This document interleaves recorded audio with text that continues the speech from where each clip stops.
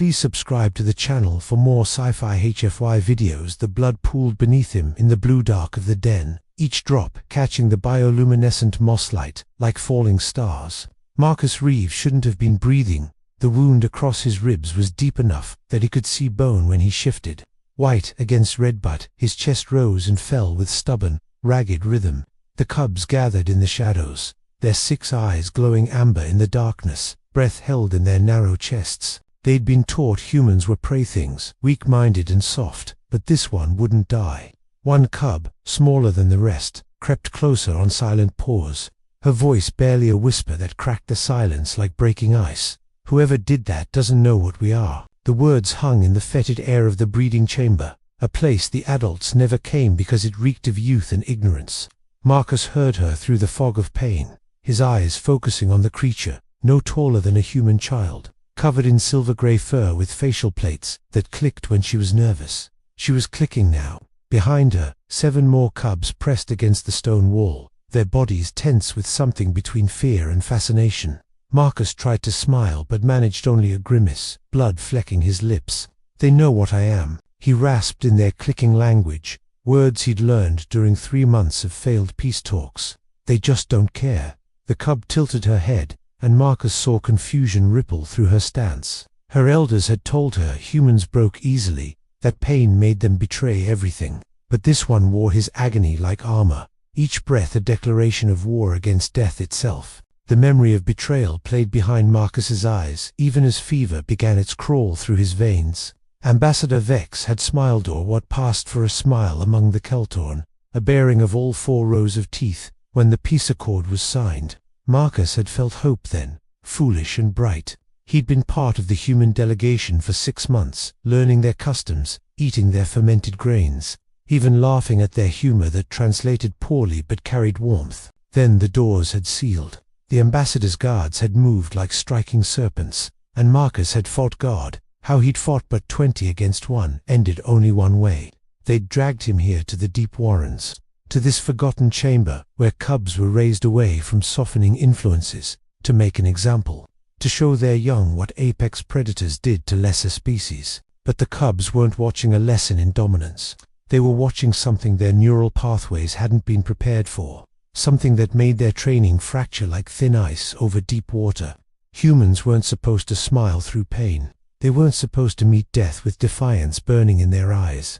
Marcus moved his arm, the one that wasn't shattered, and pressed it against the wound, applying pressure though every nerve screamed. The cubs flinched backward as one, except the small female. She stepped closer instead, her head lowered, and Marcus realized she was showing submission. Not to him too. Whatever force kept him alive, when biology said he should be carrion. Hours passed in fevered dreams and lucid moments that bled together. Marcus woke to find the cubs arranged in a semicircle, watching him with an intensity that would have been unnerving if he had anything left to fear.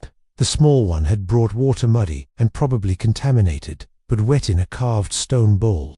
She pushed it toward him with her snout, eyes averted. Marcus drank, the liquid cutting through the copper taste of his own blood, and she chittered softly, a sound of approval. "I am called Vess," she said, her accent turning the human phonemes into something sharp and angular. "You are called Marcus Reeves. We heard the adults saying your name before they ... Before." She didn't finish, but her ears flattened against her skull, and Marcus understood. "Before they hurt you, before they made you scream." The other cubs began to move closer, emboldened by Vess's courage. A larger male, his plates already thickening into adult ridges, circled Marcus like a predator assessing wounded prey. But his body language read wrong. There was no aggression, only bewilderment. "Why don't you submit?" he growled, the words rough in his throat. "Why don't you bare your neck and let death take you with honor? You've lost." Marcus laughed, and the sound was broken glass and bitter victory. "Because I'm human," he said, and the simplicity of it seemed to stagger them. "We don't know how to quit. It's a defect, really. We're too stupid to know when we're beaten." He met the large cub's eyes, and something passed between them, recognition of a fellow stubborn creature. "Perhaps." "What's your name?" Marcus asked. The cub's ears pricked forward. "Cresh," said, and sat down heavily, still staring. Through the night, Marcus taught them without meaning to. Every time he reset his breathing against the pain.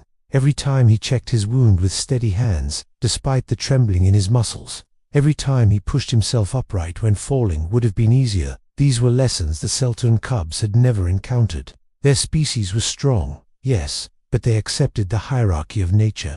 Injured warriors died with grace. Pain was to be avoided. Suffering was weakness. But humans carried their suffering like weapons, sharpened it into edges that cut through impossible odds. Vess brought him strips of dried meat from the cub stores, and Marcus ate, though his stomach revolted, because his body needed fuel to heal, and healing was just another battle he refused to lose. On the second day, or what Marcus assumed was the second day in the timeless dark of the Warrens, Vess told him what the adults planned. Her voice was small and frightened, but she forced the words out anyway, and Marcus saw himself in her courage, saw humanity's fingerprints on her borrowed defiance. "The High Council meets at the peak of the next sun cycle," she whispered, pressed close to his uninjured side. "They will bring you to the examination chamber. They want to to open you, to see how humans work inside, to see if your pain threshold is genetic or cultural." Her clicking intensified, and Marcus realized she was crying in the only way her species could, through rapid-fire vocalizations that spoke of distress. "They think you're an animal. They think studying you will help us fight your kind." Marcus closed his eyes, rage and resignation warring in his chest. Of course, the peace talks had been a trap from the beginning, and he'd walked into it with open arms and naive hope. But when he opened his eyes, 8 sets of amber eyes were staring at him with something new, something that looked dangerously close to rebellion. Kresh's fur was bristling along his spine, and his claws had extended unconsciously, scraping against stone. "That is wrong," he said slowly, as if testing the weight of the word. "You are not prey. You are," he struggled, his limited vocabulary failing him. "You are like us, but not you are." Marcus supplied the word in their language, one he'd learned from the treaties, that meant nothing now. Sentient, aware, alive, in the way that demands respect. Vess made a sound of agreement that rippled through the other cubs, and Marcus saw the moment they crossed an invisible line. The moment they stopped being Kael'torn cubs and became something new, something that had touched humanity and been changed by it. The escape plan was crude, born of desperation and the limited resources of children raised in darkness. The cubs knew the Warrens better than any adult. They'd spent their lives exploring every tunnel, every forgotten passage, every crack in the ancient stone that their elders had ceased to see. Vess drew maps in the dirt with her claw, and Marcus memorized them with the focus of a soldier who knew this was his only chance. They would move during the feeding hour, when the guards were distracted by the twice-daily ritual of bringing food to the warrior barracks. The cubs would create a diversion. Kresh suggested starting a small fire in the grain stores, something that would send every adult scrambling without causing real damage. Marcus would have to run, and the thought of it with his ribs screaming and his leg weak from infection was almost funny. But he'd run anyway because the alternative was being spread out on a table while Kael'torn scientists took him apart to satisfy their curiosity. But first, in the hours before the plan's execution, something unexpected happened. The cubs began to ask questions, not about escape routes or guard patterns, but about humanity itself. "Why do you fight when fighting costs so much?" asked a small male with one damaged eye, his voice hungry for understanding. Marcus thought about that, really thought about it, and his answer came from somewhere deep and true. "Because some things are worth bleeding for. Because if we don't fight for what matters, we become less than ourselves." Another cub, female with distinctive white markings on her chest, pressed closer. "Your Pecure family, do they know where you are?" Marcus's throat tightened. "No, they think I'm helping build peace. They don't know it was a lie." Vess touched her snout to his hand, a gesture of comfort that transcended species. "Then we will help you return to them. We will show the adults they were wrong about humans, about weakness, about what matters." The fever claimed him again before the escape, and in his delirium, Marcus was back on Earth, in the training yards of Fort Carson where he'd learned to be a soldier. His drill instructor's voice echoed across years and light years. "Pain is just information, Reeves. You decide what to do with it." He'd been 18 and thought he was immortal. Now, at 32, bleeding in an alien cave, while children who weren't children plotted treason for his sake, he finally understood what those words meant. Pain told him he was alive. Suffering told him he still had something to fight for. The wound in his side was information, data points that said, "Not dead yet, still moving, keep going." When he surfaced from the fever dreams, Vess was cleaning his wound with water she'd heated somehow over a small, carefully contained fire. Her pores were gentle, her concentration absolute, and Marcus saw in her the same fierce dedication he'd seen in combat medics working under fire. "You're going to make a hell of a leader someday," he rasped, and her ears swiveled toward him, surprised and pleased. The feeding hour came with the deep boom of drums that echoed through the warrens, a sound that made Marcus's bones ache. Kresh and 2 other cubs disappeared into the tunnels, moving with purpose, while Vess stayed close to Marcus, helping him stand. Every movement was agony, his ribs ground together, his leg threatened to buckle, his vision swam with black spots, but he stood anyway because lying down meant dying, and he wasn't done yet. The cubs had fashioned a crude crutch from scavenged wood, and Marcus leaned on it heavily, following Vess into passages so narrow he had to turn sideways. Behind them, shouts erupted. Kresh's diversion had worked. The smell of smoke drifted through the air, not thick enough to be dangerous, but enough to send warriors running. Voices raised in alarm. They moved through the darkness like ghosts, Vess's eyes providing light that Marcus's couldn't. Her knowledge of the warrens keeping them away from patrols that would have meant death or recapture. Twice they heard guards running past their hiding spots, close enough that Marcus could smell their musk and hear their clicking conversation about humans and weakness and the satisfaction of the coming examination. Each time Vess pressed closer to him, her body tense with protective rage, and Marcus was struck by the fierce irony he'd come to this world to make peace, and instead he'd taught alien children how to rebel. The outer tunnels grew colder, fresher, and Marcus's heart began to hammer with something that might have been hope. Then light, not bioluminescent moss, but actual sunlight spilled through a crack in the stone ahead. Vess chittered urgently, pushing him forward, and Marcus squeezed through the opening into the blinding day beyond. The Kael'torn homeworld stretched before him, all purple sky and red vegetation, utterly alien and beautiful. Behind him, Vess stood in the cave mouth, and Marcus realized she wasn't following. "Come with me," he said, urgent. "They'll punish you." She shook her head, and her voice was steady, despite her clicking. "We must stay.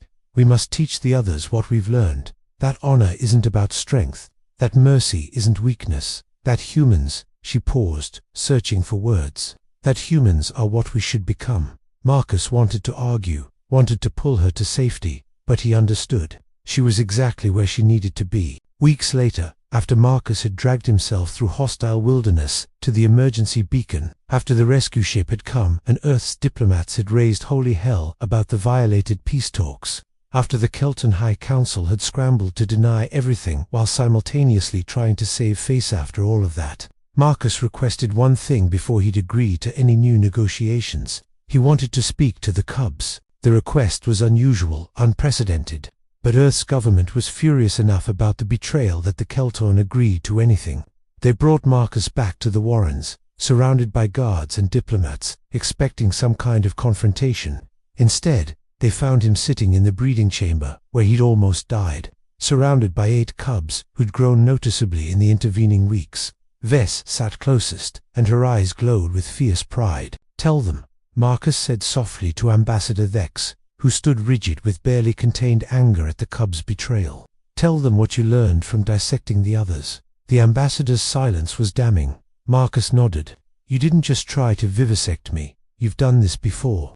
Other humans who came in peace, who trusted you." He looked at the cubs, at their horrified faces as they realized the depth of their elders' crimes. "That's why I came back, not for revenge, but to finish what we started. Veskresh, all of you. You ask me why humans fight. It's because we remember. We remember who showed us kindness in the dark. We remember who risked everything to do what was right. The treaty that followed was different from the first. This time, the cubs were present, the first time in Kael'torn history that youth were given voice in council." Vess spoke, her words careful but powerful, about what she'd witnessed in the breeding chamber, about pain transformed into strength, about defiance in the face of death, about a human who'd taught them that true honor wasn't about dominating the weak, but protecting them. The adult Kael'torn listened with ears flat and eyes averted, shamed by their own children. And when the treaty was signed, it was Vess who stood beside Marcus, her paw on the document next to his hand. both of them marked by blood and courage and the strange alchemy that had turned enemies into something better. Years later, when the first generation of Kael'torn, trained by human methods, graduated from the Joint Military Academy on the border moon of Threshold, Marcus attended the ceremony. Vess was there too, now fully grown, her plates scarred from battles fought defending the new alliance. She'd become exactly what he'd seen in her that night, in the breeding chamber, leader forged in compassion and steel. When she saw him, she crossed the parade ground in 3 swift bounds and touched her snout to his forehead in the gesture of deepest respect. "You taught us what we are," she said, and her voice carried across the assembled crowd of humans and Kael'torn, all of them silent and listening. "You showed us that strength isn't about never falling, it's about who we become when we choose to rise." Marcus smiled, and this time there was no blood on his lips, no pain in his side, only pride and the bone-deep satisfaction of a mission finally complete. "No," he said quietly, "you already knew that. You just needed someone to bleed enough for you to see it." And in the gathering of warriors from 2 worlds, all of them watching the humans and Kael'torn who'd changed everything, someone started a chant that rippled through the crowd like fire. "Whoever did that doesn't know what we are," because they were something new now, forged in the darkness of betrayal and born in the light of cubs who'd looked at a dying human and learned that mercy, like strength, came in forms they'd never imagined.